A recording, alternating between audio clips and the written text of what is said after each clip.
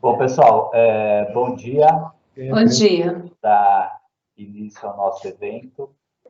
Eu peço para a audiência lembrar de manter o culto ativado para não vazar som. Tem bastante gente participando dessa reunião. Então é importante para não ficar muito ruído, muito barulho de fundo. É um prazer recebê-los hoje para esse debate. Não é a eleição americana, mas é um tema também bem denso e bem controverso. E acho que a gente pode ter hoje aqui um excelente debate. Já vem de longa data, de longuíssima data, essa identificação quanto à necessidade da reforma da tributação de consumo no Brasil. E mais recentemente tem se criado um consenso, um quase consenso, de que o melhor caminho é um tributo do tipo IVA, Imposto sobre Valor Adicionado. Tem 3 propostas em discussão no Congresso com esse espírito. O mais recente é o PL 3887, proposto pelo governo federal, que transforma a PIS e a COFINS em uma contribuição sobre bens e serviços com características de um IVA. Mas seria uma reforma ainda apenas parcial, é só uma parte dos tributos federais sobre consumo e ainda mantendo muitos regimes especiais. Além do PL, tem a PEC 110 no Senado e a PEC 45 na Câmara. Dessas, a PEC 45 é a que tem os trâmites mais avançados e que tem a resposta mais completa para resolver os problemas da tributação.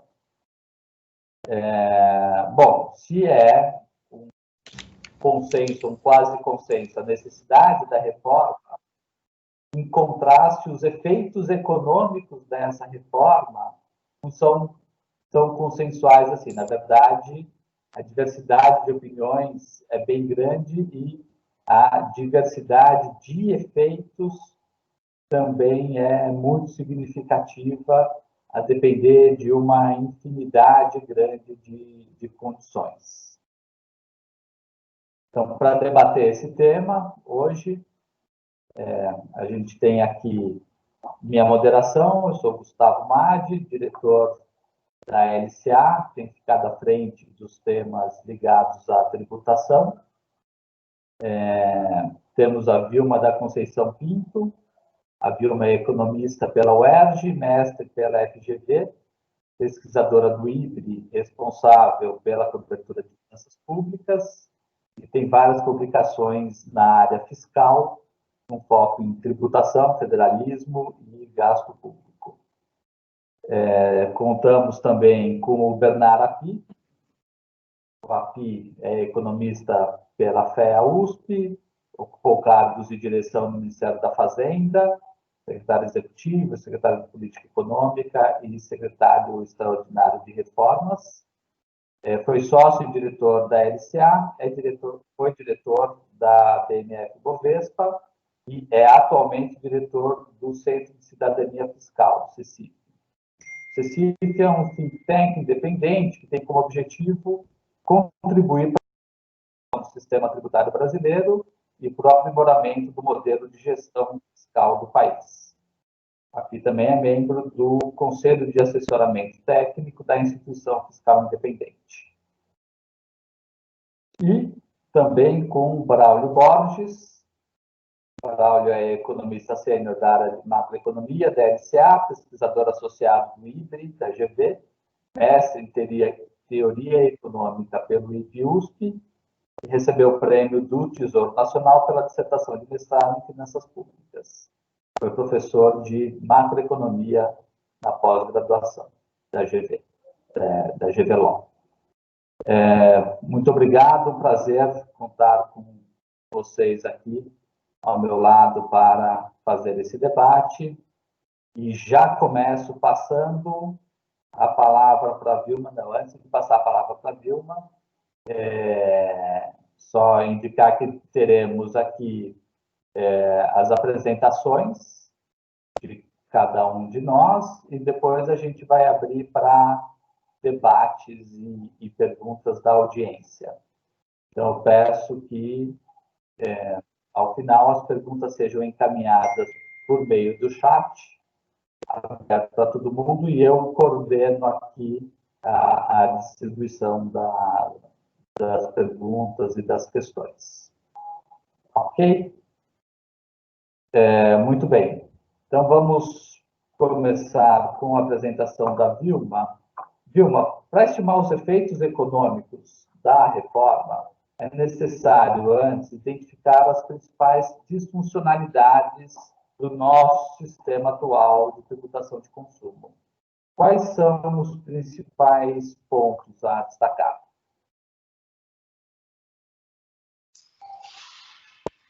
Bom dia a todos. Gustavo, obrigado pelo convite, gostaria de agradecer e parabenizar o evento, cumprimentar o Braulio Borges e o Bernardo Api, né? Eu vou compartilhar aqui a tela.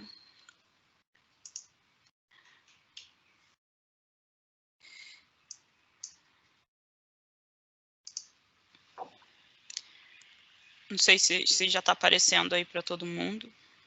Sim, está aparecendo. Ok. Eu fiz uma apresentação focada mais na questão do diagnóstico, né? Então, tentando entender e justificar um pouco dessa discussão da reforma tributária. E começando com uma questão estrutural, né? Quando a gente coloca essa pergunta do porquê é tão urgente uma ampla reforma tributária no Brasil, e é uma coisa que não se discute de agora, é uma discussão bem antiga, um dos motivos é a questão das mudanças que ocorreram ao longo dos anos na nossa economia, né? Então, comparando aqui a economia de 1965, né, que tomando por referência a emenda constitucional 18 de 65, que é emenda constitucional referente ao sistema tributário nacional, e a economia atual, né, que é o PIB de 2019, a gente vê uma mudança muito drástica na composição do valor adicionado da economia, né? Enquanto em 1965 você tinha uma distribuição um pouco bem definida entre bens, serviços, em 2019 essa distribuição mudou muito, né? A gente aumentou muito o peso dos serviços em detrimento de uma redução muito forte das indústrias, comércio e principalmente agro. Um outro fator que justifica também a necessidade de uma reforma tributária, e aqui eu estou trazendo mais para o ponto de vista conjuntural, é que a gente nunca, na história do país, pelo menos desde 1991, que é o início dessa série, a gente observou uma sucessão de déficit primário.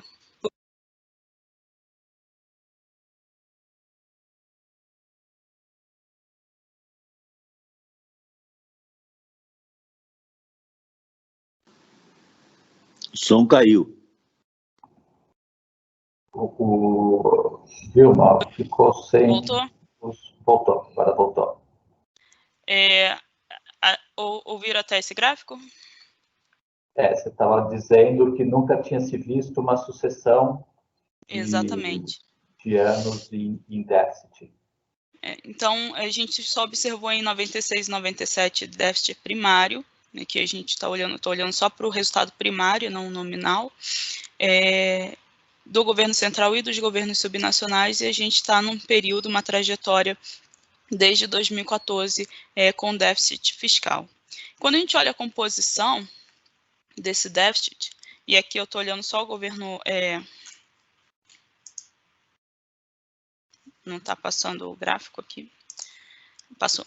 E aqui, olhando só para o governo central, a gente observa que você tem um componente relacionado ao aumento das despesas primárias, né? E até uma das motivações que justificou a criação do teto dos gastos em 2016. A partir de 2016, essas despesas pararam de crescer como proporção do PIB. Mas, quando a gente olha do ponto de vista de receita, a gente vê uma frustração muito grande, uma deterioração muito forte das receitas recorrentes, expurgando aqueles efeitos atípicos, né, no governo central, né. Então, enquanto lá em 2008, o pico foi em fevereiro de 2008, no acumulado nos últimos 12 meses, as receitas recorrentes do governo central atingiram 19% do PIB, hoje, que o dado até agosto de 2020, a gente observa uma receita recorrente líquida do governo central de apenas 16,9%. Né? Você teve uma leve recuperação, muito por conta da atividade econômica, mas o ponto menor que se observou foi em julho de 2017, quando a receita atingiu 16,2%, muito similar ao período de 2000, 2001. Então, a gente teve uma perda de receita muito forte, muito drástica, no período pós-2008. Quando a gente observa a carga tributária agregada, né, considerando governo federal, estadual e municipal, essa perda de receita ela não foi tão forte quanto ocorreu no governo federal.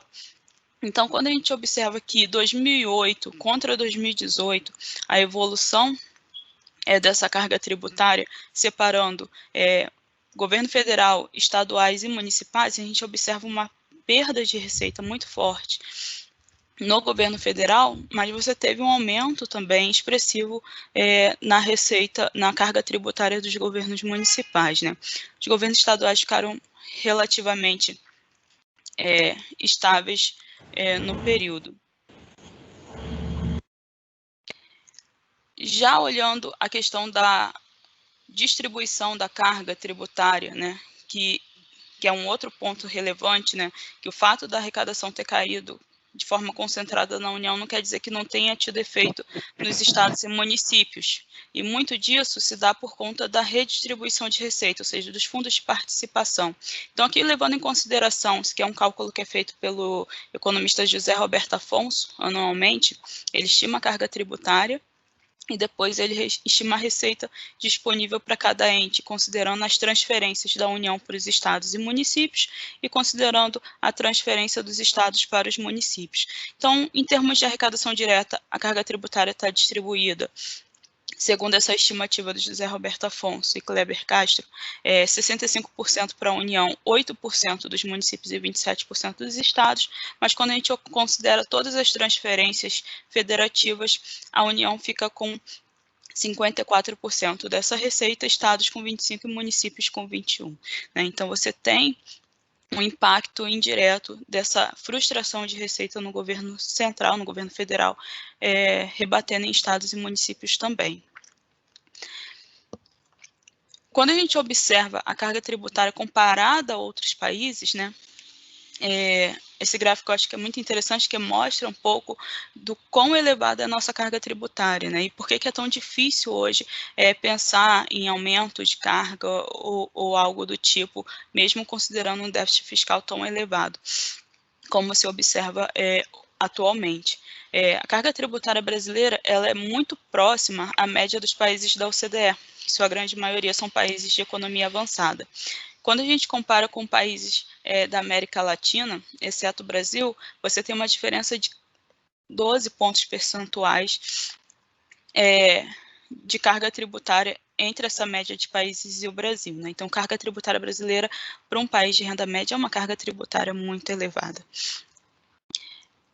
E outra questão importante que a gente tem que levar em consideração é como está distribuída a nossa carga tributária, quando a gente olha a base de incidência. Né? Então, a gente tem 45% da nossa carga que é relacionada somente à base de incidência de bens e serviços. A gente também tem uma concentração muito grande em folha de salários, rendas, lucros e ganhos de capital, a gente tributa pouco relativamente aos demais. E quando a gente compara isso com esses países médios, com esses países cuja carga tributária brasileira é um pouco mais parecida, que é os países da OCDE, em termos de nível, ela é muito parecida, mas em termos de composição, não. Né? Quando a gente observa que o peso dos tributos sobre bens e serviços sobre os tributos como um todo, o Brasil ele só perde para o Chile, né? Então, você observa que em todos os outros países da OCDE, o peso da tributação sobre bens e serviços é menor na carga tributária total. E quando a gente considera as outras bases de incidência, a gente consegue ver mais claramente que o Brasil ele tributa muito bens e serviços, tributa muito a folha de salários e tributa muito pouco a renda, lucros e ganho em capital quando a gente compara com outros países. O que isso implica, né? Isso implica numa questão relacionada à regressividade, né? Quando a gente compara aqui o índice de Gini, que é o índice que mede desigualdade, e a carga tributária, a gente observa uma diferença muito grande entre o Brasil e os outros países, né? Enquanto quanto maior for a carga tributária, menor é a desigualdade de renda, no Brasil a gente tem uma carga tributária elevada e uma desigualdade elevada também, né? Então, você tem toda essa questão de composição que afeta essa questão da desigualdade de renda. Além desse problema, a gente observa também outros problemas, que é a questão que é um pouco mais debatido, né, atualmente, que é a questão da complexidade desse sistema tributário, né?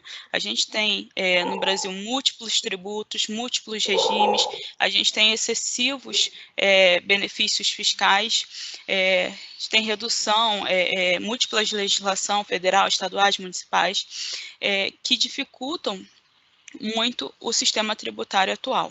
Eu gosto sempre de lembrar de um exemplo que eu fui dar uma palestra uma vez com representantes de vários países e a gente tinha que falar sobre tributação do tabaco, enquanto outros países da América Latina falavam somente a taxa de IVA, de imposto sobre o valor agregado, que incidia sobre os cigarros em seus países, eu fiquei meia hora só para explicar como funciona a tributação no Brasil, porque eu tive que explicar que o IPI tem duas formas distintas de apuração, regime geral, regime especial, que o IPI você tem uma alíquota de valor e uma alíquota de REN, que o COFINS tributa de um jeito, o IPIS também, e que também tem o ICMS que é por estado. Então, fiquei meia hora para conseguir explicar como que é a tributação de um bem, que é cigarros no Brasil, enquanto eles em 5 segundos explicaram qual era a carga tributária. Isso também é percebido nacionalmente como o nosso sistema tributário é ruim. Quando a gente olha, por exemplo, a avaliação da qualidade do sistema tributário brasileiro, o percentual de respostas muito ruins ou ruins sobre o total das respostas, em uma pesquisa feita pela CNI, a gente observa que em todos os aspectos, o percentual de respostas relacionado à qualidade do sistema tributário brasileiro é muito ruim, ou seja, 89% dos entrevistados avaliaram como muito ruins ou ruim o total, a quantidade de tributos que tem. Relacionado à simplicidade, 86% avaliaram como muito ruim ou ruim, e etc. Um outro problema que a gente tem no sistema tributário, que eu já estou encerrando, chegando ao final, é relacionado às mudanças, né, que foi um pouco do que eu coloquei lá no início, mas as mudanças recentes que estão ocorrendo na nova economia, né, bens que estão virando serviços, a questão do comércio digital. Então, é uma discussão mundial que está se colocando relacionada a isso e que está muito relacionado às mudanças de curto prazo. E o que está acontecendo agora com a pandemia, né? A gente observa que a pandemia está acelerando um pouco dessas mudanças. Quando a gente observa, por exemplo, o desempenho do comércio eletrônico, 2019 vis-à-vis 2020, você tem um gap, um aumento muito expressivo a partir do aprofundamento da pandemia. Então, a partir de abril, maio, você tem um aumento muito forte do volume de vendas via comércio eletrônico vis-à-vis demais formas de comércio, muito por conta desses efeitos das restrições, do isolamento e dessa questão da pandemia.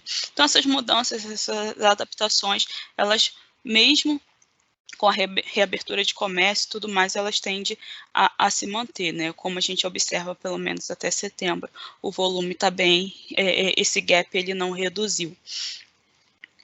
Bom, para acabar, o que a gente pode esperar de sistema, de uma reforma tributária, né? Como que a gente consegue melhorar o sistema tributário? A gente precisa pensar em um sistema tributário que traga simplicidade, transparência, neutralidade e equidade, né? E que pense nessas mudanças relacionadas à nova economia também, para fazer com que o nosso sistema tributário se adapte a questões relacionadas à atividade econômica. Bom, é isso. Eu acho que eu não estourei meu tempo. Obrigada. Muito obrigada, Vilma. Não estourou seu tempo, ficou dentro do que tínhamos combinado. Apresentação excelente, muito clara, um pouco perturbadora pelo estágio atual de perturbação que temos no sistema tributário, e que é o que a gente tenta eliminar com a reforma. Então, passo a palavra para o API, uma pergunta de como a PEC 45 ataca esses problemas do nosso sistema atual, conforme indicado pela Vilma. Bom, queria agradecer o convite, participar do debate, agradecer a LCA, em nome do Gustavo, cumprimentar a Vilma, cumprimentar o Braulio e as pessoas que estão assistindo. Eu vou também fazer uma apresentação, vou colocar aqui. Vocês me avisam se está aparecendo. Está aparecendo? Sim, está aparecendo. Tá bom. Então, eu vou falar um pouco sobre a proposta, a PEC 45. A PEC 45 é resultado de um trabalho que nós desenvolvemos no Centro de Cidadania Fiscal. Foi apresentada pelo deputado Baleia Rossi, hoje é conhecida como a proposta de reforma tributária da Câmara dos Deputados. O que a PEC 45 propõe é substituir 5 tributos atuais, PIS, COFINS e IPI, que são federais, o ICMS estadual e o ISS municipal, por um único imposto sobre bens e serviços, o IBS. As características do IBS, aquilo que se propõe como desenho do IBS, na verdade, não tem nada de muito original. Elas são simplesmente buscar trazer para o Brasil o que é a recomendação internacional para a tributação do valor adicionado, que é o que é uma base ampla de bens e serviços, pegando toda a forma de organização da atividade econômica, inclusive cessão de direitos, licenciamento de direitos, alíquota uniforme sobre o preço sem imposto, que é essa coisa de imposto incidindo sobre imposto é uma jabuticaba, uma única alíquota para todos os bens e serviços, tributação no destino, ou seja, em operações entre jurisdições, o imposto pertence à jurisdição de destino. Isso deve valer tanto para operações entre países, e normalmente isso é feito via a desoneração das exportações e tributação das importações, mas também nas operações domésticas. Crédito amplo, ou seja, tudo aquilo que é utilidade na atividade produtiva deve dar crédito, que a gente costuma chamar de crédito financeiro aqui no Brasil, e ressarcimento ágil de crédito, ou seja, se uma empresa como um exportador, por exemplo, acumulou crédito, ele recupera o crédito rapidamente. A proposta da PEC 45 é fazer isso em 60 dias. Além disso, como eu falei, desoneração total das exportações, garantida a manutenção dos créditos, e desoneração total dos investimentos, pode ser via alíquota zero, mas normalmente se tributa e devolve imediatamente o imposto incidente sobre o investimento. E além disso, a ideia é ter um imposto seletivo sobre bens e serviços que têm geradores de externalidades negativas, como fumo, bebidas alcoólicas e muito provavelmente combustíveis fósseis também. O que é importante aqui é que esse desenho do IBS não tem absolutamente nada de original. É simplesmente a recomendação internacional para a tributação do consumo. É isso que tem dado mais discussão no Brasil, mas o que tem dado discussão é exatamente aquilo que é a recomendação internacional. O que tem de original na PEC 45 é como migrar de um sistema, que é o sistema brasileiro, que tem tributos federais, estaduais, municipais, com bases fragmentadas e uma quantidade monumental de exceções, via benefícios fiscais, alíquotas diferenciados, regimes especiais, para um sistema que é o mais homogêneo possível para todos os setores da economia, para todos os bens e os serviços. Então, o que se propõe é, primeiro, que a arrecadação no imposto seja centralizada, ou seja, para o contribuinte, o IBS é um único imposto, ele é, na verdade, a soma de 3 impostos, um federal, um estadual e um municipal, mas para o contribuinte é um imposto só recolhido de forma centralizada, com uma única legislação, e isso é feito através de uma agência tributária nacional, cuja gestão é compartilhada entre a União, os estados, municípios. Também se propõe que a transição para o IBS seja feita ao longo de 10 anos, na verdade, um período inicial de teste de 2 anos, em que a arrecadação do IBS seria compensada do valor devido de COFINS, e, portanto, não afetaria estados e municípios, e, no fundo, não teria efeito setorial nenhum, e depois uma transição propriamente dito de 8 anos, em que as alíquotas dos tributos atuais são reduzidas e a alíquota do IBS é elevada, até que no final da transição os tributos atuais são extintos e fica só o IBS. Esse modelo, principalmente por conta do período de transição, que permite você conhecer o potencial, o período de teste que permite você conhecer o potencial de arrecadação do IBS, permite fazer a transição mantendo a carga tributária totalmente constante. Não aumenta, não reduz, porque você sabe quanto o IBS arrecada por ponto percentual de alíquota, você sabe quanto você vai perder de receita dos tributos atuais, quando você reduzir 1/8 ao ano a alíquota dos tributos atuais, e, portanto, você consegue manter a carga tributária constante. E, por fim, se propõe que os entes federados tenham autonomia na gestão das suas alíquotas. Isso é um ponto importante. Como é que funciona isso?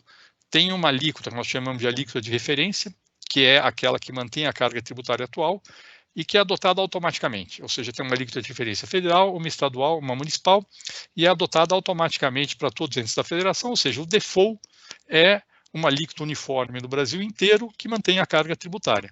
Mas, como o Brasil é uma federação, e a federação pressupõe que os entes da federação têm autonomia de gestão de receitas e despesas, nós propomos que a União, os estados e os municípios possam fixar suas alíquotas acima ou abaixo da alíquota de referência. Ou seja, e isso mantém a autonomia. Complica um pouquinho o sistema, complica, mas muito pouco. A operacionalização é extremamente simples, basta saber qual é a alíquota de cada um dos entes. Tem algumas questões que são controversas no debate sobre a proposta da PEC 45. Primeira questão controversa, por que uma transição tão longa de 10 anos? O pessoal, é muito longo o período e vai complicar, porque eu vou ter um tributo a mais, além dos tributos atuais. Bom, por que precisa dessa transição? Precisa dessa transição porque tem muito investimento que foi feito em cima do sistema tributário atual, com todas as suas distorções, benefícios fiscais, alíquotas, multiplicidade de alíquotas, tributos diferentes que incidem sobre mercadorias e serviços. Na verdade, se você fizer uma transição muito rápida, o que acontece é que uma empresa que fez um investimento com base no sistema tributário atual, ela pode se tornar não competitiva. Ela pode ter que vender com uma margem muito baixa para poder ser competitiva, e isso resulta numa perda de capital para essa empresa. Então, a ideia da transição é dar segurança jurídica para as empresas que fizeram investimentos com base nos sistemas tributários atuais. Além disso, tem um segundo ponto, que é a adoção da alíquota uniforme para todos os bens e serviços, eliminação de regimes especiais e benefícios fiscais, afeta preços relativos. Alguns caem, alguns sobem. No geral, a reforma tributária é deflacionária. No agregado, ela reduz o deflator do PIB, mas ela tem mudança de preços relativos entre os vários setores. O que acontece é que, se você fizer uma transição muito rápida, os setores que têm aumento de tributação tendem a repassar imediatamente para o preço esse aumento de tributação, enquanto que os setores que têm redução de tributação repassam para o preço quando tiver pressão competitiva. E isso pode ser um pouco mais longo. Então, pode ter uma percepção negativa da reforma tributária se você fizer uma transição muito rápida. Além do mais, como eu vou discutir depois, e o Braulio também, os efeitos sobre o crescimento também têm um lag entre as mudanças que são feitas e quando esses efeitos aparecem. Desse ponto de vista, o ideal é ter uma transição relativamente longa. Pode ser talvez um pouco mais curta do que o que está proposto na PEC 45, mas não muito mais curta.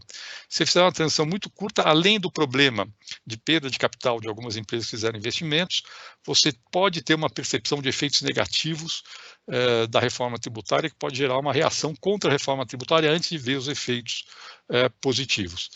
E, por fim, queria deixar uma coisa clara: apesar de ter um tributo a mais, na prática não tem praticamente nenhum aumento de complexidade durante a transição, porque, basicamente, a obrigação acessória para a cobrança do IBS é vender com nota fiscal eletrônica, que é uma obrigação que já existe hoje, e registrar as compras feitas via nota fiscal eletrônica, identificando se aquela compra dá crédito ou não dá crédito. Basicamente, esta é a obrigação acessória das empresas com o modelo do IBS, que são, na verdade, obrigações acessórias que já existem hoje e, portanto, do ponto de vista de complexidade, não tem praticamente nenhum. Além do que, está se discutindo, talvez tentar fazer uma limpeza nas obrigações acessórias dos tributos atuais na entrada da reforma tributária.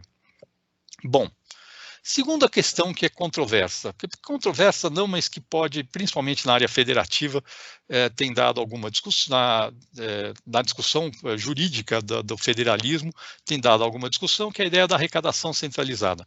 Dá para implementar um imposto cobrado no destino em que cada estado cobra o seu imposto? Dá.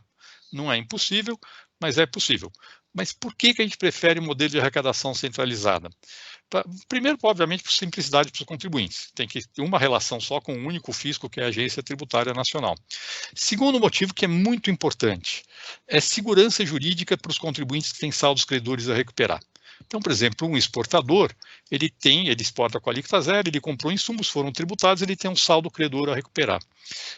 No modelo com a Agência Tributária Nacional, o saldo credor desse exportador não é distribuído nem para a União, nem para o Estado, nem para o município. Ele fica na conta da Agência Tributária Nacional. E, portanto, quando o exportador pede o ressarcimento dos créditos, o dinheiro está lá pronto para ser devolvido para ele. Se você tiver cada estado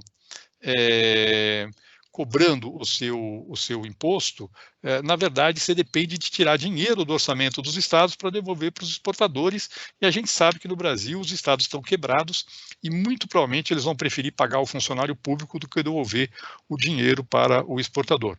Ou seja, esse modelo de arrecadação centralizada é o que garante no fundo, é o que dá a segurança jurídica de que quem acumular um saldo credor vai receber esse saldo credor de volta rapidamente.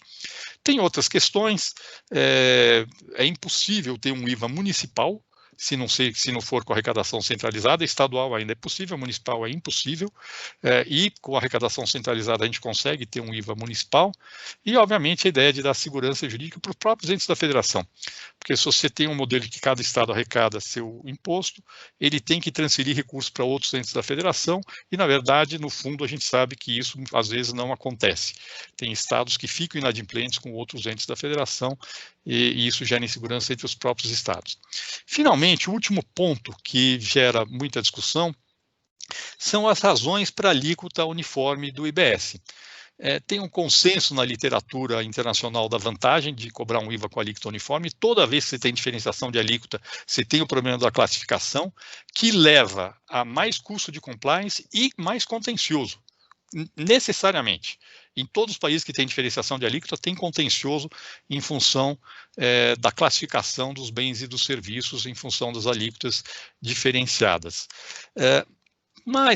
E aí o setor de serviços diz, olha, nós vamos ser prejudicados pela adoção de uma alíquota mais alta, porque serviço hoje paga menos em mercadoria no Brasil. E aqui precisa entender um pouco melhor essa questão. Primeiro, o prestador de serviço está no meio da cadeia, ou seja, que presta serviço para empresas. Hoje ele paga PIS/COFINS normalmente cumulativo, paga ISS, mas não dá crédito para o tomador de serviço. Com o IBS, ele vai pagar uma alíquota mais alta, é verdade, mas vai dar crédito integral para o tomador de serviço. Então, na soma entre o que o prestador paga de imposto e o que o tomador recupera na forma de crédito, tem uma redução da carga tributária atual, que é exatamente a eliminação da cumulatividade do sistema tributário brasileiro. Segundo, boa parte dos serviços prestados para o consumidor final, sim, aí sim, os serviços prestados para o consumidor final podem ser mais tributados, mas boa parte se dá através de empresas do Simples que não serão afetadas pela reforma tributária. E terceiro, tributar menos serviço que mercadoria é regressivo. É regressivo por quê? Porque rico consome muito mais serviço do que pobre. Para vocês terem uma ideia, as famílias que ganham até 2 salários mínimos, 9% do consumo tributável é de serviços. As famílias que ganham mais de 25 salários mínimos por mês, 31% do consumo é de serviços. Tributar menos serviço que mercadoria na verdade, tributa menos do que o rico consome, do que o pobre consome. Tem motivo para tratamento diferenciado, para alguns casos de saúde e educação privado, principalmente, não porque são serviços, mas porque você está deixando de usar saúde e educação pública, mas não necessariamente esse tratamento diferenciado se dá via menor alíquota. Ele pode ser feito via devolução do imposto para as famílias com um limite, de forma a desonerar as famílias de classe média baixa, que usam saúde e educação privadas, mas não desonerar as famílias ricas que pagam valores mais altos de seguro-saúde e de mensalidade escolar. Tem uma discussão para o setor de serviço, que é a desoneração da folha, que eu não vou entrar nele nesse momento. Bom, entrando na questão dos impactos da reforma, eu sei que o Braulio vai falar bastante sobre isso. Eu vou falar rapidamente aqui de 2 estudos que foram encomendados pelo Centro de Cidadania Fiscal. O primeiro estudo é um estudo do próprio Braulio, que estimou o impacto da reforma tributária. Ele estimou um aumento do PIB potencial de 20 pontos percentuais em 15 anos, considerando só os efeitos diretos da reforma tributária. É um efeito diluído no tempo, acho que o Braulio vai falar mais, eu não vou entrar muito no detalhe sobre esse resultado, mas eu vou tentar explicar por que acontece esse resultado. É um número que surpreende, é um valor bastante alto, mas de onde ele vem? Ele vem de vários fatores que são exatamente as distorções provocadas pelo modelo atual de tributação de bens e serviços no Brasil. Alguns mais aparentes, outros menos. O que é mais aparente? Custo burocrático de pagar imposto, custo de conformidade, que no Brasil é o mais alto do mundo e certamente, principalmente por conta da tributação de bens e serviços, que deve cair muito com a reforma tributária nos termos propostos na PEC 45. Redução do contencioso, a complexidade do sistema tributário brasileiro leva a um nível altíssimo de contencioso e certamente isso tende a cair muito com um modelo em que é uma regra uniforme e simples e que vale para todos os setores e para todas as empresas. Outros pontos importantes, a eliminação da cumulatividade, que reduz o custo dos investimentos e reduz o custo das exportações, e isso é bastante relevante, e esse impacto é relevante. Basicamente, a desoneração, a eliminação da cumulatividade tende a provocar um aumento da ordem de 16% da taxa de investimento no Brasil. Esse é um outro estudo que eu vou falar em seguinte. E, finalmente, uma organização mais eficiente da economia, porque o sistema tributário atual, ele, na verdade, ele tende a fazer com que a economia brasileira se organize de forma ineficiente, porque, ao invés das empresas alocarem capital e trabalho de forma a minimizar custo, elas alocam capital e trabalho de forma a minimizar imposto.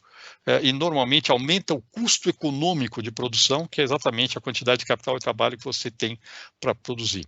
Então, só para dar um exemplo, no Brasil, as empresas montam centros de distribuição onde elas minimizam o custo tributário, aumentando o custo de logística.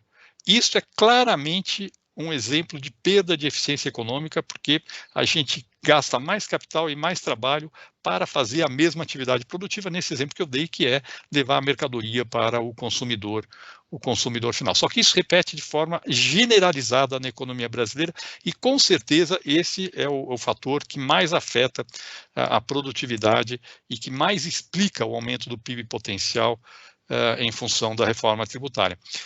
Gustavo, eu tenho mais um pouco aqui, eu precisaria de mais uns 3 minutos. Posso falar? Eu estourei um pouco o meu tempo. Pode sim, AP. Já estourou um pouquinho, mas indo para as conclusões pode usar mais um pouquinho, sim, sem problema. Tá bom. Bom, tem um segundo estudo que foi encomendado também pelo CECIF, que é um estudo de equilíbrio geral feito com base na matriz de um produto por 2 professores da UFMG, no qual foram feitos 3 cenários, um cenário que a gente chama de base, que considera só o efeito da redução da cumulatividade e da uniformização da alíquota incidente no consumo, que pega uma parte dos efeitos setoriais de correção de distorções setoriais da reforma tributária, mas não pega uma maior parte dos efeitos sobre a produtividade da reforma, que resultam da redução do custo de conformidade, redução de distorções alocativas regionais e mesmo uma boa parte das distorções alocativas setoriais. A partir daí, fizemos um cenário otimista que considera todos os efeitos positivos sobre a produtividade, tomando como referência exatamente o trabalho do Braulio, e um cenário conservador, que é um cenário intermediário. O que a gente vê é que o PIB cresce em todos os cenários. No cenário base, como eu falei, pega basicamente o efeito da eliminação da cumulatividade, ele cresce menos, mas com um dado que chama muito atenção, que é o crescimento de 16% da taxa do investimento, basicamente em função da eliminação da cumulatividade do sistema tributário atual e um aumento de 6% das exportações. No caso de exportações e importações, a hipótese nesses cenários aqui foi que o saldo comercial permanece constante. Então, na verdade, tem implícito alguma valorização da taxa de câmbio dentro desses cenários. Nesse cenário base, o consumo das famílias cresce menos, o que era de esperar, porque basicamente nós estamos deslocando tributos que incidem sobre investimentos e exportações para o consumo. Mas ainda assim, mesmo nesse cenário base, sem considerar os efeitos, a maior parte dos efeitos da reforma sobre produtividade, o aumento da renda que resulta do maior investimento e de alguma correção das distorções setoriais, resulta mais poderoso do que esse deslocamento da tributação do investimento das exportações para o consumo, e o consumo das famílias cresce. Nos outros cenários, o grande beneficiado é exatamente o consumo das famílias, que nos outros cenários é maior do que o crescimento do PIB, ou seja, o aumento da produtividade da reforma, que resulta da reforma, beneficia sobretudo o consumo das famílias brasileiras.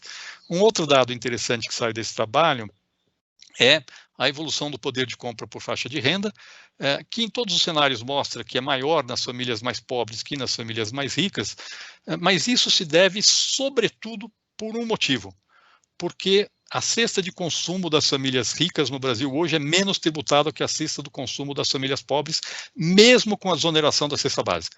Ou seja, o fato de que serviço paga menos imposto que mercadoria acaba tendo um efeito distributivo negativo maior do que o efeito distributivo positivo da desoneração da cesta básica. Na PEC 45, a ideia é ter uma alíquota uniforme sobre bens e serviços, inclusive sobre a cesta básica, mas, além disso, ter uma transferência de recursos de uma parte do imposto incidente no consumo das famílias pobres ser devolvido para elas, o que faria com que as primeiras famílias aqui na faixa mais baixa de renda tivessem um aumento adicional de 5 pontos percentuais no seu poder de compra. Ou seja, chega a 8% contra 0,6% nas famílias mais ricas, no cenário base, nos outros cenários todo mundo ganha. E, finalmente, um ponto importante é que os resultados setoriais que saem desse cenário também são bem interessantes, todos os macrosetores são beneficiados, obviamente a indústria é mais beneficiada, porque é mais dependente dos investimentos e porque os produtos industriais, o consumo de produto industrial é mais tributado que os outros, mas no macrosetor, agropecuária e serviços também ganham. No cenário básico, alguns setores, quando você não considera os efeitos positivos da reforma sobre produtividade, alguns setores têm queda do PIB, como o caso de educação privada e saúde privada, sem considerar nenhum tratamento diferenciado, mas não é um impacto tão grande assim. Setores falam que vai ser o fim do mundo, vai acabar, mesmo no cenário que não considera os efeitos positivos sobre produtividade, é um efeito restrito. E quando a gente incorpora a produtividade, todos os setores que estão na matriz de insumo-produto são beneficiados pela reforma tributária, mesmo no cenário conservador. Ou seja, mesmo considerando metade dos efeitos positivos da reforma sobre a produtividade, na verdade, todos os setores têm ganho em termos de crescimento do PIB, inclusive educação privada e saúde privada. Obviamente, a indústria é mais beneficiada, mas, no fundo, e esse é um ponto fundamental, se a gente quer entender os impactos da reforma tributária, é fundamental considerar o impacto que ela tem sobre o crescimento. Acho que é isso. Eu peço desculpas aqui, eu me estendi um pouco além do meu tempo, mas acho que já comecei a tratar um pouco dos temas da reforma. Obrigado. Muito obrigado, Api. Mesmo passando um pouquinho do tempo, foi ótima a apresentação, bastante esclarecedora.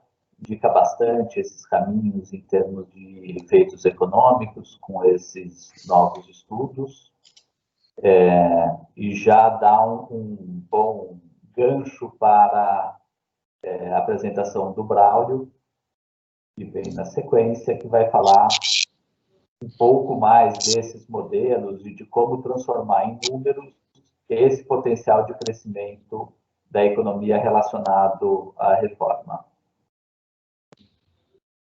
Braulio? Oi, Madi, bom dia. Bem, em primeiro lugar, também gostaria de agradecer, né, o convite para estar falando aqui hoje, agradecer o convite, né, da LCA, né, agradecer, né, cumprimentar os outros participantes, né, Bernarapi, Vilma, você mesmo, Madi, né, e os participantes que estão aqui hoje assistindo, né, esse webinar. Eu vou projetar aqui, né, uns slides, né, peço licença aqui só para fazer o compartilhamento de tela.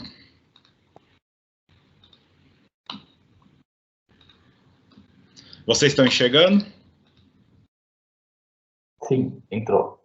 Tá, Se você puder conseguir colocar em formato de apresentação, Braulio, fica um pouco isso, melhor já está para a gente. Isso. Bem, vamos lá então. Como o título aí está apontando, né, a ideia aqui é discutir os impactos estimados, né, da reforma da tributação indireta no Brasil, né.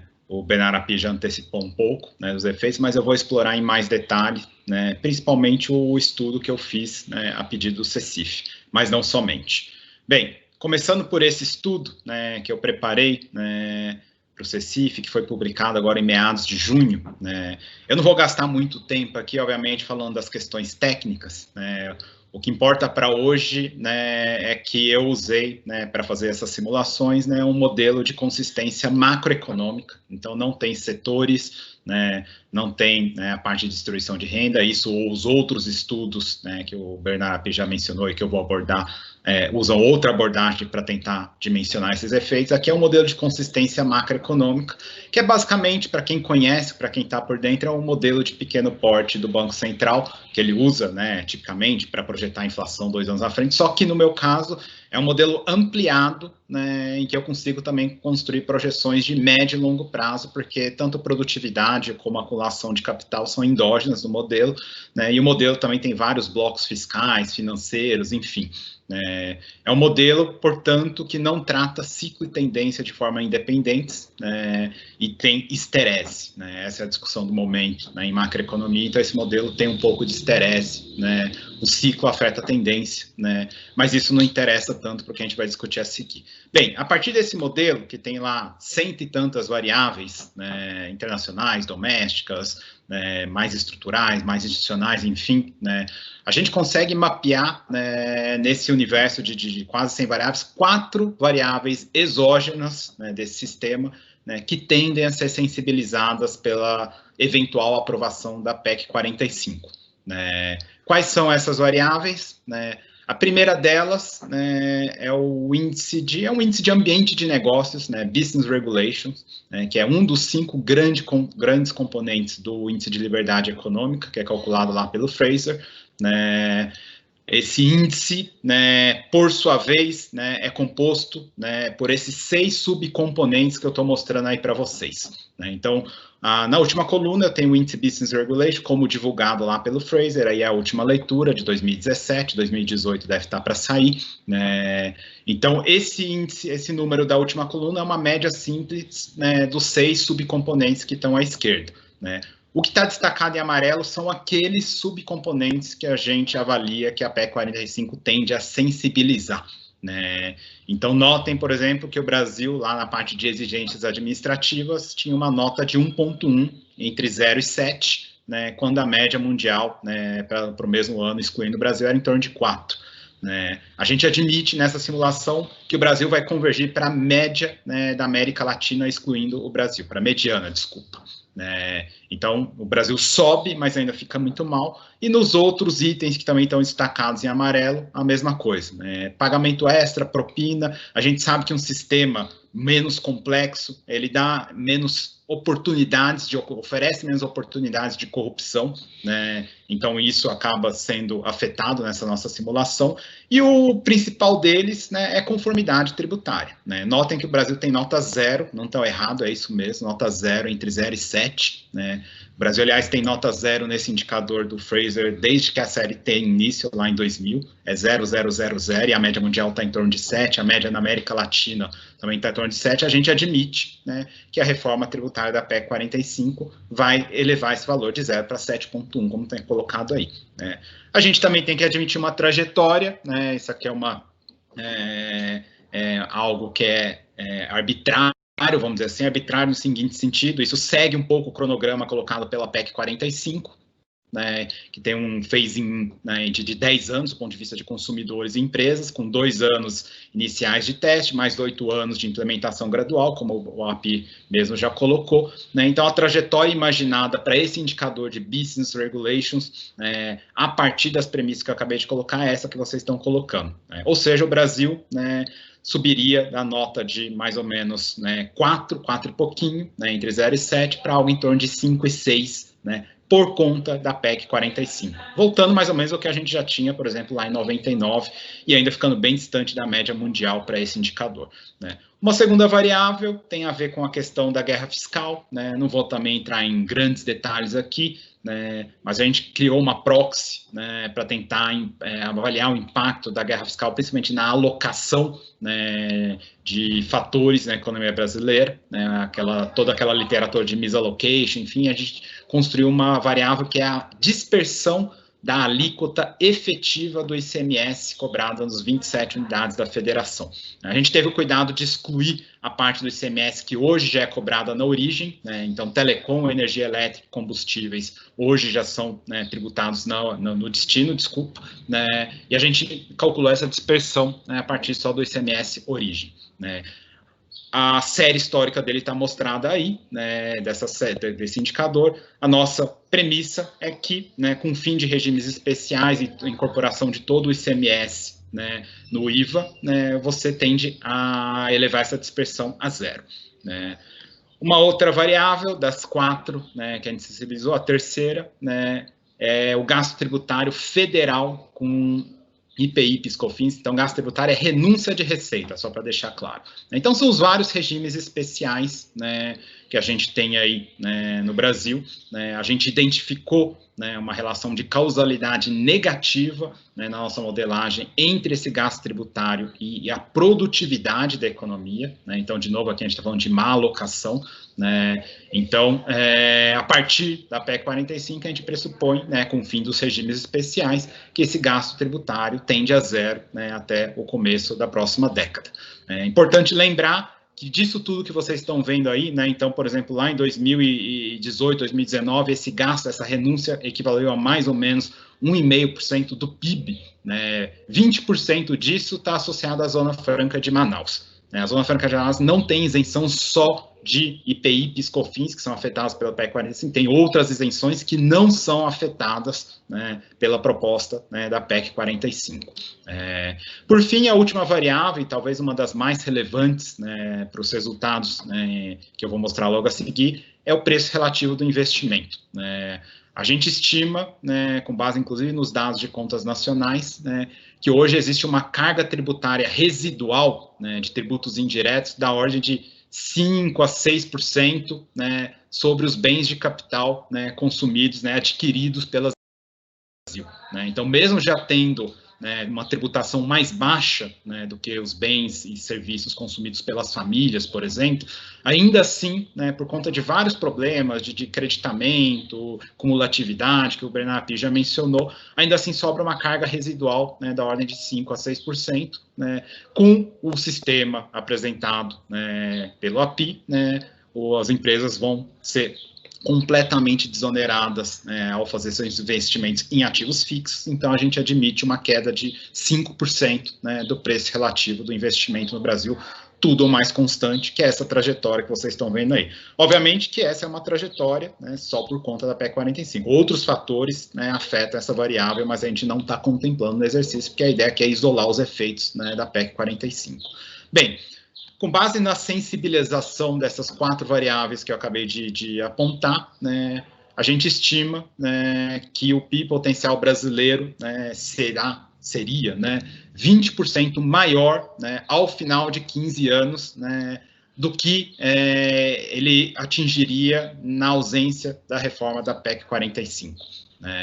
No longo prazo, esse número é um pouco mais alto ainda, perto de 24%. Né, e a gente chega à conclusão, né, que 70% desse ganho, né, desses ganhos de PIB potencial, refletem uma elevação da produtividade sistêmica da economia, né, e o restante vem muito por conta do aumento da taxa de investimento, né. As empresas vão investir mais em capital físico, em ativos fixos, porque eles ficam mais baratos, mas a economia também fica muito mais produtiva, porque você está tirando aí, né, esses custos de conformidade, que na prática são custos de transação, né, que acabam, né, prejudicando a produtividade, e mesmo toda essa questão de má alocação de recursos que o próprio Bernard Api já mencionou, né. Notem que tem uma gradativa, o impacto é gradativo ao longo do tempo, né. Então, nos anos iniciais, supondo que fosse aprovado agora já a partir de 2020, né, o impacto seria bem pequenininho nos anos iniciais, até porque, por construção, a PEC 45 tem os 10 anos, né, de transição, né, então não daria realmente para se esperar um impacto tão grande,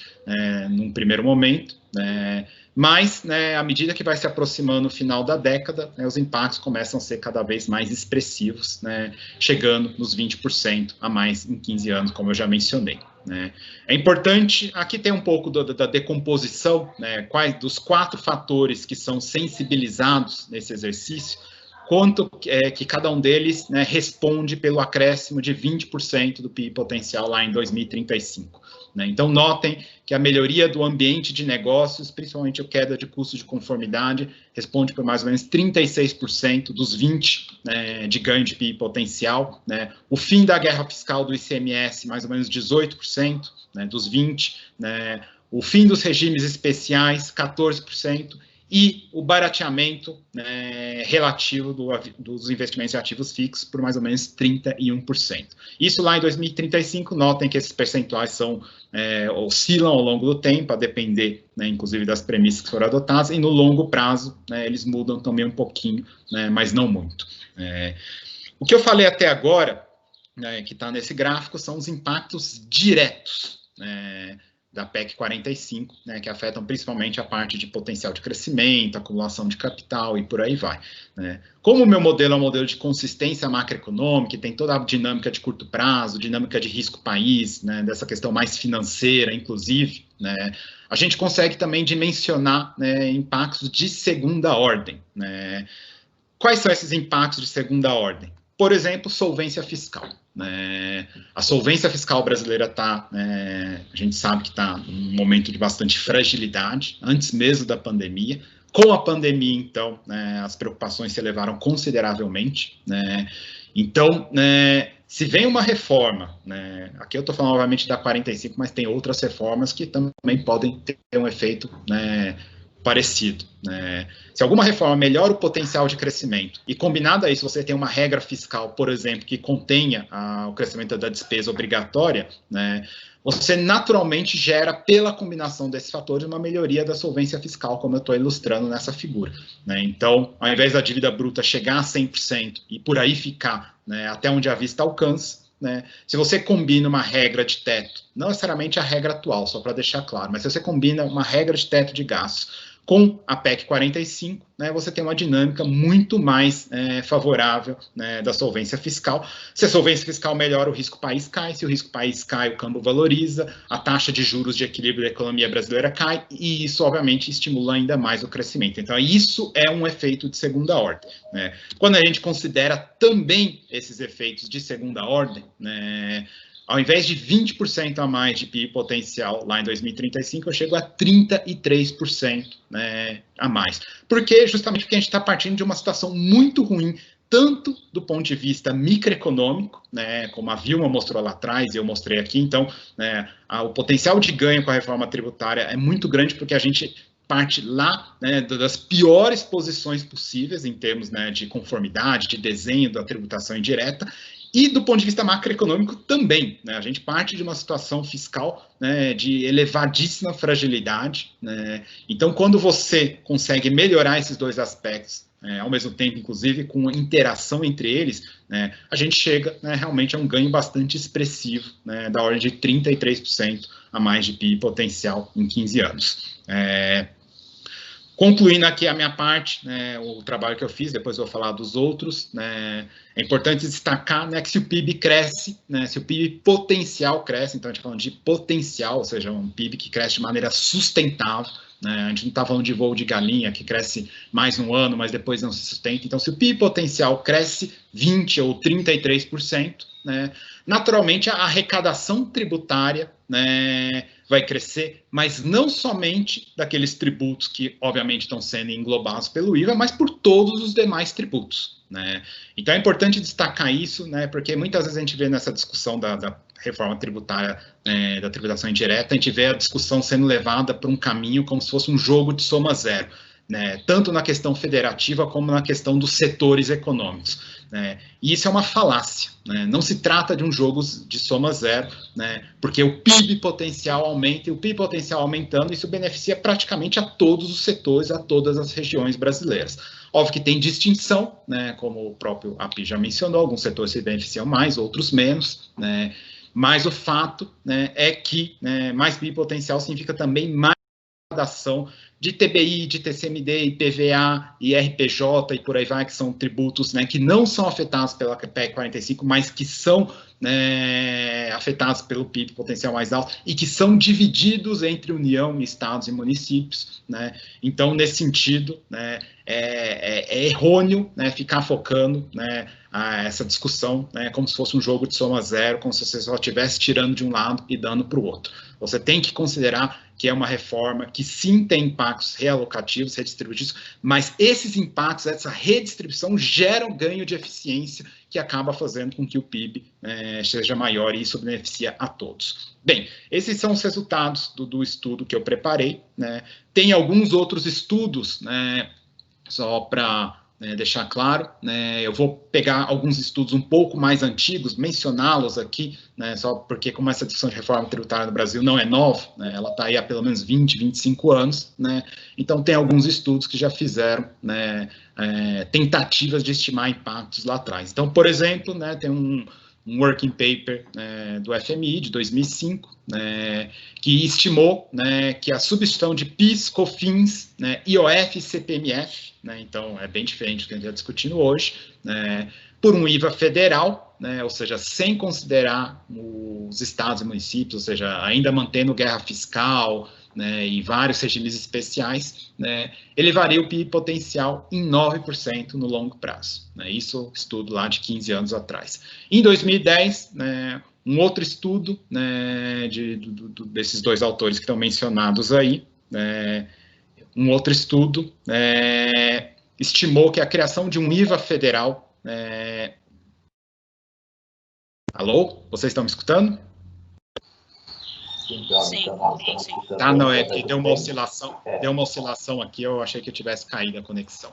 Né? Então, em 2010... Eu ia te pedir para já ir encaminhando para a finalização, para a gente não tá, tem mais 2 ou 3 slides aqui. E aí eu... Então, tem esse estudo de 2010 que estimou o impacto de um IVA federal, juntando PIS, COFINS e IPI, né? Mas lá ele também admitia uma pequena desoneração horizontal da folha, não neutra, né, em termos de carga tributária agregada, né, dava um impacto de 14% a 17% a mais de PIB potencial, né, que já é uma ordem de grandeza mais parecida com o meu, embora as simulações não sejam exatamente da mesma reforma. Tem um outro trabalho já desse ano de 2020, uma tese de doutorado de um pesquisador do IPEA, que estimou que uma alíquota única, né, de 25%, como em linha com a PEC 45, elevaria o PIB potencial em 5% no longo prazo. 5 é bem diferente dos 20 que eu falei, só que esse trabalho, né, ele admite que as empresas são todas iguais, né, e admite ainda imobilidade de capital. Né, então, na prática, não tem tanto potencial de ganho para... em termos de alocação, e ele ainda ignora, né, nesse trabalho, né, os impactos da redução da complexidade dos custos de conformidade. Né.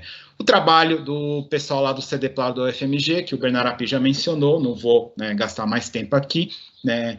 Acho importante mencionar esse trabalho também de meados do ano passado, de um working paper do FMI.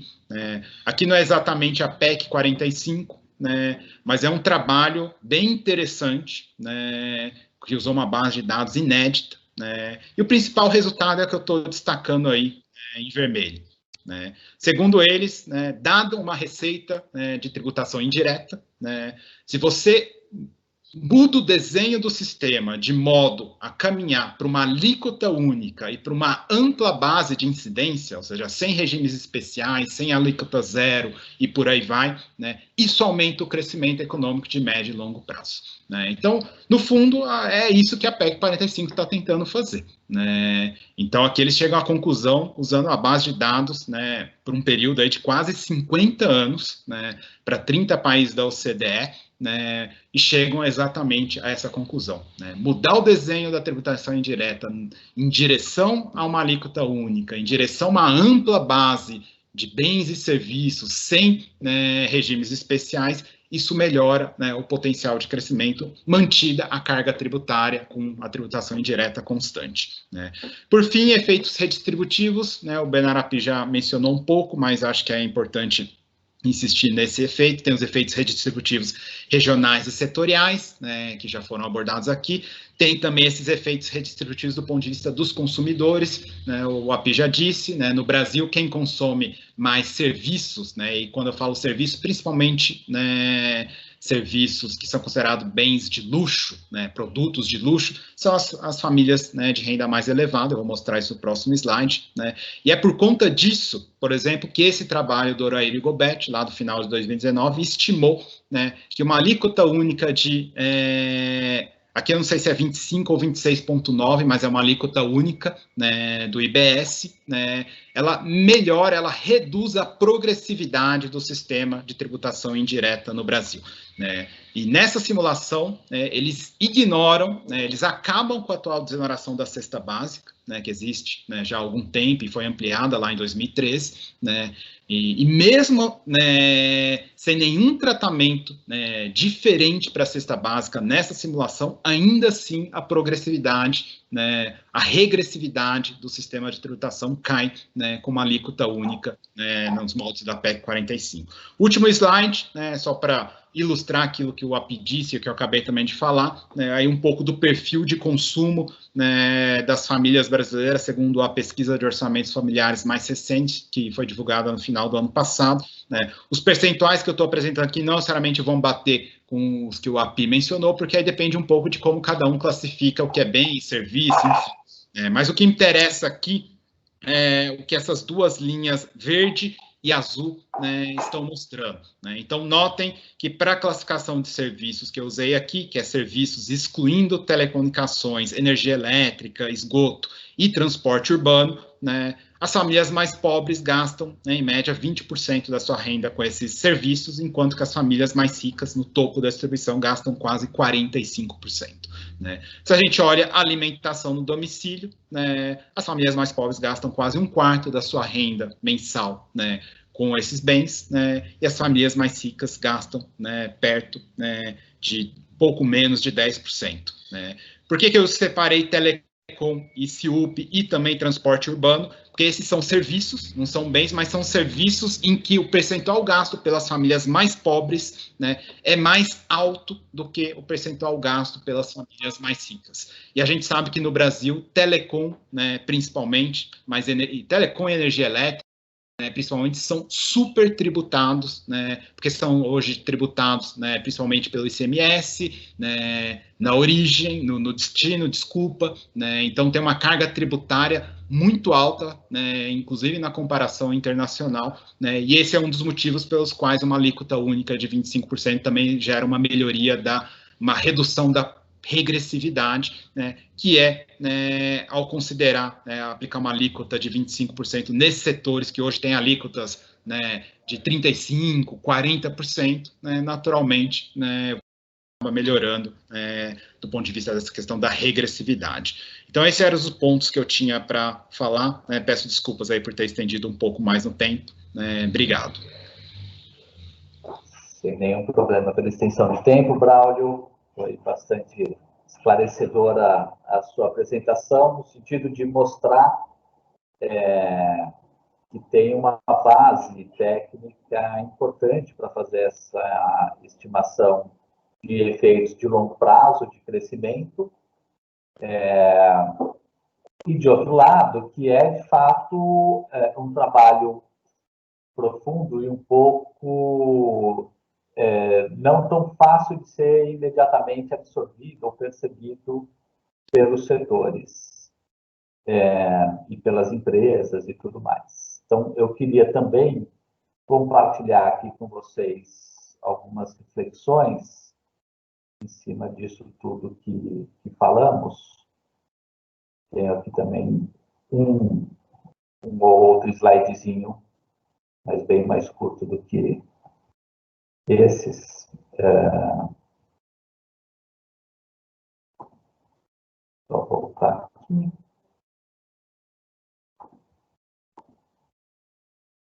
Vocês estão vendo aqui a minha apresentaçãozinha, né? Sim. Então, o que acontece? Os efeitos, em termos econômicos, em termos de crescimento, eles são bastante diversificados. A gente tem os efeitos macroeconômicos, que é o que a gente discutiu bastante aqui, que vem desse crescimento da renda, né, uma melhora de produtividade, uma melhora de competitividade em relação às exportações, em relação à concorrência de produtos importados, melhora de eficiência alocativa, que gera crescimento econômico, crescimento de PIB, crescimento de renda. Esses efeitos microeconômicos estão ligados à forma como as empresas vão se organizar e aonde elas vão estar localizadas regionalmente. Então, o sistema tributário hoje leva também as empresas a se organizarem em termos de verticalização de uma forma não necessariamente a mais produtiva, e tem os impactos setoriais. Tem um impacto que aí é o que as empresas tendem, percebem mais diretamente, que é na carga tributária ou no recolhimento que elas vão sofrer diretamente. Então, como se tivesse um contraponto aqui entre dois efeitos, né? De um lado, é o efeito mais imediato que as empresas percebem, com a carga tributária que incide diretamente. E, de outro lado, esse efeito derivado do crescimento econômico, que tem uma incerteza maior, que tem um prazo maior para acontecer. E é dessa combinação que gera, talvez, uma grande insegurança das empresas em relação à reforma, aos efeitos da reforma. Do ponto de vista das empresas, o que é interessante, importante a gente notar, é o seguinte: depois da reforma, a carga tributária que passa a incidir em cima de todo mundo é igual, é idêntica e vai ser basicamente alíquota, hoje estimada em 20%. A situação atual é muito diferente para cada uma das empresas, cada um dos setores. Então, a gente fez aqui um exemplinho um pouco genérico, só ilustrando um caso geral de indústria e um caso geral de serviços. A situação típica é de indústria, que incide atualmente em PIS/COFINS, em ICMS e IPI. Aqui a gente fez todas as porcentagens em cima da receita líquida da empresa, do preço líquido, que é a ideia da incidência por fora para ser comparável com esse 25%. Por isso que o PIS/COFINS, por exemplo, aqui não dá um 9,25, né? O 9,25 da base de incidência atual, que é o preço bruto, equivale a 10,2 da base 100 tributos. Tem um pedaço dessa, então a carga é formada pelos tributos que incidem diretamente, PIS/COFINS, ICMS e IPI, no caso da indústria, e ISS, no caso dos serviços, e também por um resíduo tributário. A gente falou aqui também na apresentação do Ami, na apresentação do Braulio, da Vilma, que é o que existe de recolhimento para trás da cadeia, dados anteriores da cadeia, que não geram possibilidades de crédito, de creditamento.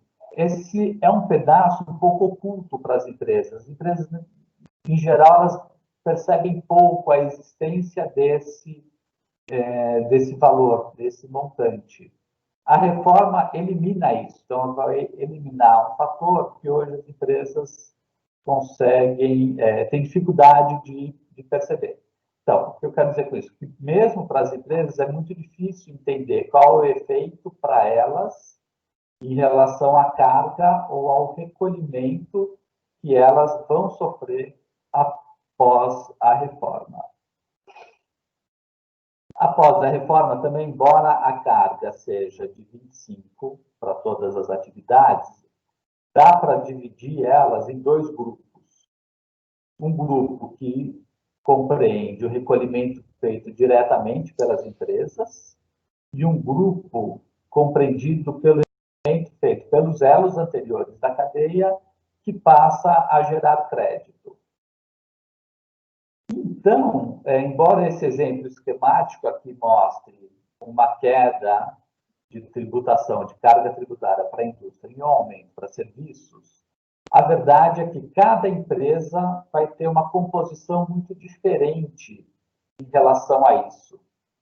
Diferente, tanto no que diz respeito à carga total, qual é a carga total atual e qual vai ser a carga futura, como ao recolhimento, ou seja, quanto dessa carga corresponde às contribuições feitas diretamente pela empresa e quanto corresponde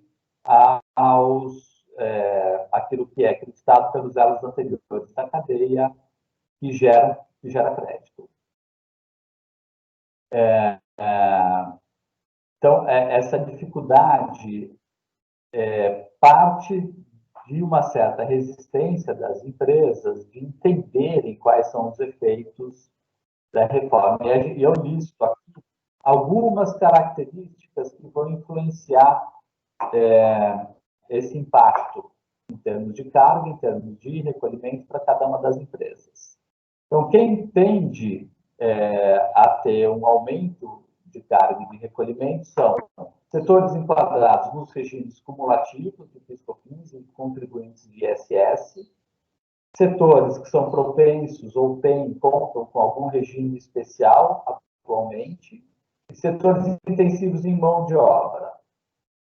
Estou pensando o que é esse intensivos em mão de obra, é maior ou menor do que a média, né? Na média, a remuneração de funcionários representa 25% do valor bruto da produção do setor, ou seja, do faturamento das empresas. As empresas classificadas no Simples, que ficam no meio da cadeia produtiva, também elas perdem a atratividade, porque elas não vão entrar no sistema de débitos e créditos. E a agropecuária de pequeno porte, ela também vai ter alguma dificuldade para se inserir no regime de débito e crédito, e pode surgir ali, poderá surgir ali um acúmulo de resíduo tributário. De outro lado, quem conta com redução de carga e de recolhimento são os setores que fazem parte do regime não cumulativo de PIS/COFINS e são contribuintes de ICMS, setores menos propensos a regimes especiais, cadeias produtivas longas, cadeias muito vulneráveis à concorrência internacional, sejam por serem exportadoras, sejam por contar com forte concorrência de importação, e empresas que são mais conservadoras na tomada de crédito. Então, para as empresas terem a tomada de crédito de PIS/COFINS hoje, parte de um entendimento sobre o que gera e o que não gera possibilidade de tomada de crédito. As empresas que são mais agressivas nessa análise, nessa interpretação, conseguem tomar mais crédito, conseguem reduzir as suas próprias cargas. Algumas situações, várias situações são indefinidas, né? Então, os serviços que são destinados à empresa, eles, de um lado, têm aumento de carga, Mas, de outro lado, eles contam com um benefício, ou com um fator de amortecimento, que é a possibilidade de gerar crédito para a etapa seguinte. Então, isso pode gerar, como o Api falou agora há pouco, na verdade, uma redução de ônus para esses serviços. Então, embora esses serviços tenham um aumento de carga, um aumento de contribuição, que vai ser grande, que vai ser muito importante, ao gerar crédito para a etapa seguinte, em termos de custo para o contratante desse serviço, há uma melhora, uma redução, né, do custo líquido. Isso facilita, na verdade, essa acomodação. Mas isso vai ter as situações mais variadas. Tem serviços destinados à empresa que vão ter um aumento forte de tributação, mas que atualmente o contratante já toma crédito em cima desse serviço. Então, nesse caso, vai ter o aumento da carga e sem o benefício para o elo seguinte da cadeia. Para as empresas enquadradas em Simples, que fazem a ponta final da cadeia, né, conexão direta com consumidores finais, depende do nível de rentabilidade. Se esse Simples tiver os níveis mais elevados de rentabilidade, ele tende a ser beneficiado. Empresa Simples, nas atividades de menor rentabilidade, o contrário. E as cadeias também com regime de substituição tributária, você vai deslocar a incidência tributária ao longo da cadeia. Né? Então, a substituição tributária concentra o recolhimento em um determinado elo. Com o novo regime, essa tributação se espalha ao longo de toda a cadeia. Para o elo que hoje concentra a tributação, isso tende a ser positivo do ponto de vista do recolhimento feito por esse elo. Do ponto de vista agregado, você pode ter situações em que isso represente um aumento de carga e situações que isso represente uma diminuição de carga. Ou seja, a dispersão de resultados é muito ampla. Então, de um lado, é verdade que a simplificação e a eliminação de resíduos tributários tendem a ser benéfico para todas as empresas.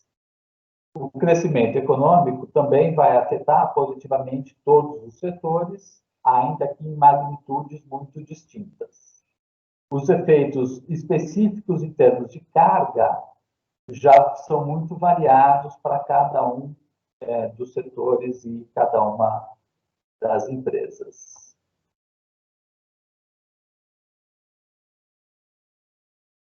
Então, isso dificulta bastante a interpretação de cada empresa sobre os efeitos que elas próprias devem sofrer com a reforma. Eu saí agora do compartilhamento, certo? Sim. E temos ainda um tempinho para darmos espaço para o debate. Temos aqui já algumas perguntas que chegaram antes, algumas perguntas que estão chegando agora.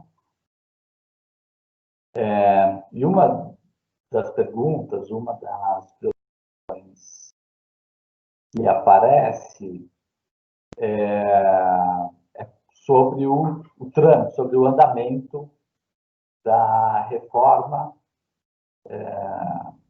quais seriam ainda os principais obstáculos a serem removidos para que essa proposta avance, ou dentro dos problemas aqui apontados pela Vilma em relação à tributação atual, quais são os problemas em que essa reforma proposta terá mais dificuldade em resolver. Então, queria pedir uma opinião do Api e da Vilma em relação a esses pontos. Quais são os principais entraves atualmente para o andamento da reforma e quais são os pontos em que, perguntar para a Vilma quais são os pontos em que a reforma tem mais dificuldade de solucionar. Bom, eu posso responder? Você quer responder primeiro, Vilma? Pode começar. Tá bom. Bom, com relação ao andamento da reforma, quer dizer, foi criada uma comissão mista, né, de deputados e senadores para avaliar a reforma tributária. No começo do ano, a pandemia interrompeu o trabalho da comissão. Ele foi retomado agora em meados do ano, mas aí veio as eleições municipais e interromperam de novo. Nós temos dois tipos de resistência à reforma tributária. Temos uma resistência federativa, mas hoje, do ponto de vista federativo, a gente tem todos os estados apoiando a proposta de reforma tributária, com algumas exigências. Eu vou falar até de uma pergunta que surgiu também aqui, então, Gustavo, de aproveitar, que é a exigência de... eles querem que tenha um fundo de desenvolvimento regional. E esse é um ponto que está em discussão hoje entre os estados e o governo federal. O que está acontecendo é assim, os estados pedindo um valor muito alto e o governo federal dizendo que não tem dinheiro, que se pagar por esse fundo de desenvolvimento regional, ele quebra. Na verdade, os dois estão errados. Primeiro, eu acho que os estados estão pedindo um valor absurdamente elevado. Eles estão pedindo um valor que cresce ao longo do tempo, mas chega no final da transição a 97 bilhões de reais por ano.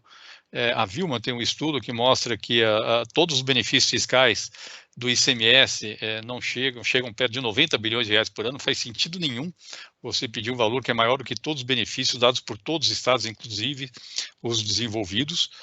Então, estão pedindo um valor absurdamente alto, e eu acho que tem que ser um valor bem mais baixo do que esse, e a União está errada em dizer que ela quebra com isso, porque se o valor do Fundo de Desenvolvimento Regional for razoável, o ganho de receita da União, mesmo com hipóteses muito conservadoras de impacto da reforma tributária sobre o crescimento, é maior do que o custo que ela vai ter com o financiamento do Fundo de Desenvolvimento Regional. E isso responde, acho que, uma pergunta que o Cláudio Adilson colocou aí no meio. Nós temos os pequenos municípios apoiando a reforma tributária e tem algum problema com os grandes municípios. Porque eles dizem que eles arrecadam o ICS, e o ISS tende a crescer mais que o ICMS, que eles vão ser prejudicados, mas a gente está discutindo, o problema é que eles esquecem o efeito positivo sobre o crescimento.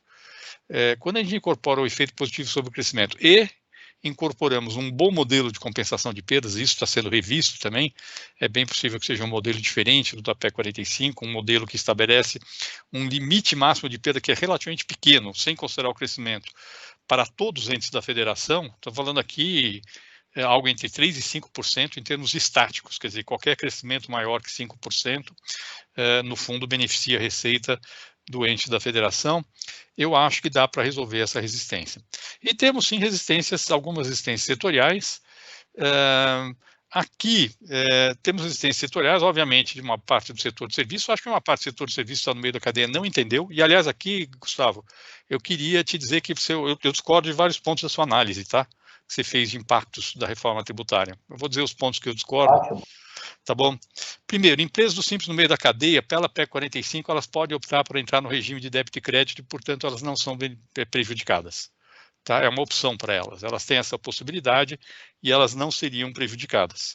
E para as empresas do Simples que estão no fim da cadeia, basicamente permanece tudo como está. Serviços prestados para empresas, o impacto não é indefinido. A não ser no caso de uma empresa que paga PIS/COFINS pelo regime cumulativo de 365 e gera crédito de 9,25 para o tomador do crédito. Mas isso é uma distorção do sistema atual, tá certo? Fora esse caso, todas as empresas que estão no meio da cadeia tendem a ser beneficiadas porque hoje elas pagam ISS e ISS não dá crédito em hipótese nenhuma.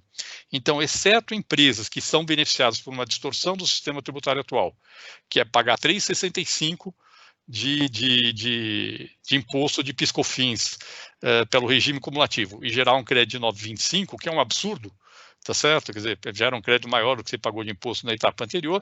Tirando essa situação, que é uma distorção do sistema atual, todas as empresas que estão no meio da cadeia são beneficiadas pelo fato que o ISS não gera crédito, e na maior parte dos casos o PIS/COFINS também não gera um crédito. A questão da agropecuária de pequeno porte, você tem razão, mas a gente está estudando sistemas para que você possa fazer um sistema que elas sejam beneficiadas pelo regime de débito e crédito, tá? Então, certamente, tem vários sistemas que estão sendo pensados, mas a ideia é fazer sistemas ultra simplificados, inclusive, por exemplo, que o crédito que ela tem, ela já possa passar direto para o comprador do seu produto. Como o imposto é muito simples, isso é possivelmente é possível de fazer. E uma coisa importante, aí é um ponto importante, Gustavo, você tem razão que os impactos por empresa podem ser diferenciados. Mas se a empresa tiver um perfil parecido com a média do setor, então esse estudo que está no site do Centro de Cidadania Fiscal, do Edson Domingues e da Débora Freire, que indica os impactos setoriais, ele mostra o impacto na hipótese, assim, supondo, não tem efeito nenhum positivo sobre produtividade. Ele mostra que tem um impacto, alguns pouquíssimos setores, que são basicamente educação privada, saúde privada e serviços prestados para as famílias, são prejudicados. Todos os setores de serviços que estão no meio da cadeia são beneficiados, mesmo no cenário que não incorpora efeito sobre produtividade. Então, se a empresa tiver um perfil semelhante à média do setor, olha esse resultado e vai ver que, na verdade, o advogado que está preocupado, que basicamente presta serviço para a empresa, dizendo, não vou pagar mais imposto, vai ser beneficiado. E isso daqui, você pega a realidade atual, o quanto ele paga de imposto, o quanto ele gera de crédito, você simplesmente pega a realidade atual e joga ao modelo da PEC 45 e, no agregado, todos os serviços prestados para a empresa, todos são beneficiados em todos os cenários, mesmo no cenário em que você desconsidera os efeitos positivos da PEC sobre a produtividade. E quando você considera o efeito positivo sobre a produtividade, todos os setores são beneficiados. Então, eu acho que a questão política da resistência setorial tem que ser discutida, tem que ser debatida com número. Vamos discutir com número. O que a gente mostra, tudo bem, alguns setores são mais beneficiados, outros menos, mas todos eles são beneficiados. Então, dentro daquele quadro que você fez, vai ter efeito sobre o crescimento, eu não sei como resolve, o estudo do Elson mostra para a média setorial qual é o impacto. E eu acho que isso é muito importante de ser considerado. Bom, com relação ao andamento, então fala o seguinte, tem essas resistências setoriais ainda, acho que alguma concessão setorial vai acabar sendo feita pelo relator, eu espero que seja o mínimo possível, mas acho quase inevitável que tenha. Agora, o que realmente a grande dificuldade hoje para o avanço da reforma tributária é a posição do governo federal. Eu acho que essa é a grande questão hoje. Se você tiver o apoio do governo federal para uma reforma tributária ampla do consumo, eu acho que hoje avança e tem uma chance bem razoável de aprovação com alguma concessão setorial, que eu espero que não seja muito, ou com alguma concessão setorial, certamente saúde, educação, isso muito provavelmente vai ter, mas eu acho que tem uma chance bem razoável de aprovação. Se o governo federal ficar contra, é muito difícil de aprovar, se ele ficar neutro, é possível aprovar, mas é mais difícil. Então, eu diria que hoje a grande questão que está colocada na mesa para aprovação da reforma tributária é a posição do governo federal. O que eu acho estranho é que ele não tem uma posição positiva, porque o efeito, claramente, no curto prazo, é claramente positivo sobre o crescimento, porque aqueles efeitos indiretos que o Braulio falou, eles aparecem já no curto prazo, a melhoria de expectativas, redução de juros no longo prazo, a percepção de solvência no longo prazo do setor público, eles tendem a aparecer já no curto prazo e ajuda na saída da pandemia. Mas eu acho que o ponto fundamental é esse, o que o governo federal tem feito é dizendo, olha, nós condicionamos nosso apoio à reforma da tributação de bens e serviços à criação da CPMF com a desoneração da folha. Eu não sei por que vincular as duas discussões quando o avanço na reforma da tributação de bens e serviços é claramente positivo em termos de resultado para o país e na saída da crise. Eu me estendi aqui um pouco, mas eu acabei respondendo várias coisas de uma vez aqui. Vilma, bola contigo agora.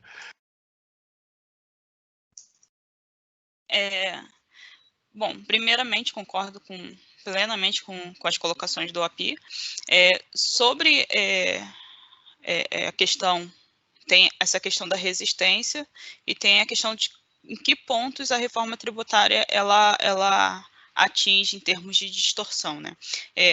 Essa reforma tributária ela mexe muito com a questão da complexidade da tributação de bens e serviços, ela não mexe com outras questões que precisam ser debatidas, e eu acho que seriam outras reformas que a gente precisaria avançar, que é a questão da tributação sobre outras bases de incidência, como tributação sobre folha, sobre renda, né, a distribuição da nossa área. ela é mal distribuída entre as bases de incidência, e isso, mesmo com a reforma da PEC 45, isso vai permanecer, porque não é o foco da proposta, né? Tem essa questão. Uma outra questão que eu coloco em relação às resistências, a gente discute reforma tributária não é de hoje, né? Já tem muito tempo. Uma das coisas é a questão de mudança, né? Você mudar um sistema tributário de uma forma tão drástica pode gerar muita incerteza dos indivíduos como um todo. E uma das colocações, tem um estudo antigo, né, tão recente, de 2003, do Banco Mundial, que fala um pouco sobre a questão do IVA, né, e traz exemplos de boas práticas de IVA, como que é o melhor desenho de IVA, e mesmo que você tenha um tributo do estilo IVA, não quer dizer que ele seja eficiente. A gente tem, por exemplo, o ICMS, que é uma espécie de IVA e é totalmente com distorções alocativas muito expressivas. Então, é totalmente ineficiente o ICMS atual. Então, mesmo você tendo um imposto do tipo IVA, ele pode ser ineficiente. Então, você tem uma série de boas práticas, uma série de questões que precisam ser desenhadas para que você tenha uma tributação eficiente, né? Então, considerando tudo isso, e considerando um pouco do que está colocado na PEC 45, a gente pode ter um desenho adequado e mesmo assim você enfrentar resistência por conta dessas mudanças. O meu setor vai perder ou vai ganhar? O Estado pode dizer, eu vou ganhar ou vou perder receita? O município, olha, minha base de incidência tem crescido mais ou menos. Então, você conseguir avançar em diagnóstico, em números e em comunicação para poder trazer mais segurança nesse debate, isso vai ajudar com que você avance e consiga reduzir essas resistências relacionadas a isso. Um outro fator importante é a questão do planejamento, né? Uma vez você feito a reforma e aprovado toda essa reforma, você precisa ter um bom planejamento para garantir o sucesso dela. Eu gosto de dar o exemplo do projeto 3887 e comparar isso com a PEC. O API já colocou isso na PEC 45, que você, definindo ali ex post, ou seja, no período de teste, você consegue garantir que você não vai ver aumento de carga tributária. Você definindo a alíquota ex ante, que é o que está colocado no PL 3887, por exemplo, você pode incorrer em aumento de carga tributária logo no início, né? Então, isso pode gerar um impacto também negativo nessa quesito. Então, assim, são várias questões, mas eu acho que a forma da gente avançar realmente é com estudos, análise e diagnóstico, para que a gente consiga realmente comunicar de forma mais adequada essa questão. Perfeito. Acho que a ideia é essa mesma, a gente conseguir aprofundar aqui nos estudos. As minhas colocações ali e a PI eram só no sentido de mostrar como é complexo para as empresas perceberem os efeitos sobre si própria, que na verdade, fruto de um problema do sistema atual que gera essa dispersão de tratamentos. Então, as empresas não são parecidas com as médias dos setores. Cada uma tem uma distorção para um lado e os efeitos são muito idiosincráticos. Isso não significa que a reforma tenha que contemplar todo mundo? Não, não é isso, né? A reforma visa dar essa racionalidade para o conjunto e ela tem que ser boa no conjunto. E a gente vai entender isso à medida que já aprofundamos bastante os estudos. Pessoal, tem muitos temas ainda a se tratar, mas o nosso horário já está estourado. Acho que fizemos aqui um debate muito bacana, aprofundamos bastante o tema. Queria passar a palavra, um minuto final para cada um, só para fazer considerações finais e fazer a despedida, e já deixando aqui o meu agradecimento a todo mundo que acompanhou. Braulio, Api, Vilma, foi um prazer estar aqui com vocês. Então, para fazer as despedidas, vamos manter a ordem que fizemos na apresentação, Vilma, Pi e Braulio.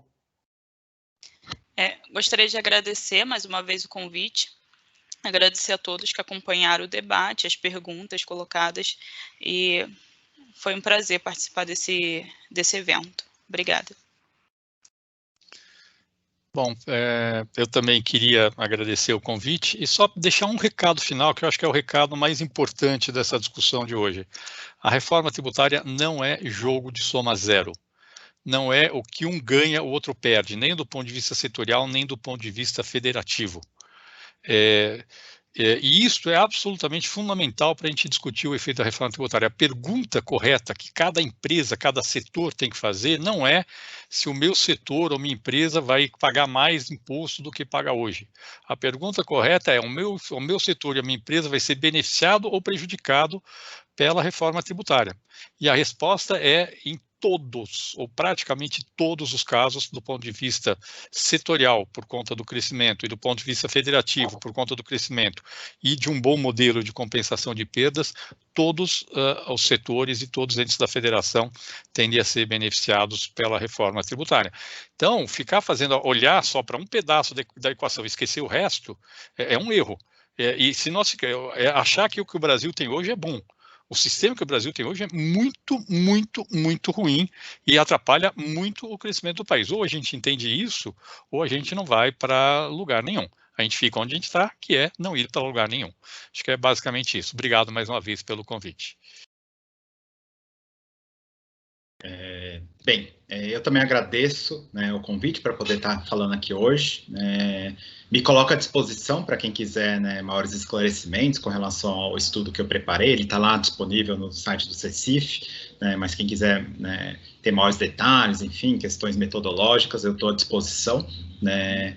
E acho que indo nessa linha que o API colocou, né, a gente viu aí pelos estudos, né, que foram trazidos aqui hoje, né, que a reforma tributária é uma reforma pró-eficiência, pró-equidade e mais, aumenta a transparência do nosso sistema tributário, que é totalmente, né, assim, transparência mínima, né, então aqui tem nota zero em vários desses indicadores de conformidade tributária, né. Então, repetindo o que o Bernardo disse, né, não é um jogo de soma zero. Né? A gente vê muitas vezes esse tratamento sendo despendido aí para essa discussão de reforma tributária, mas está errado, né? Está simplesmente errado tratar isso como um jogo de soma zero.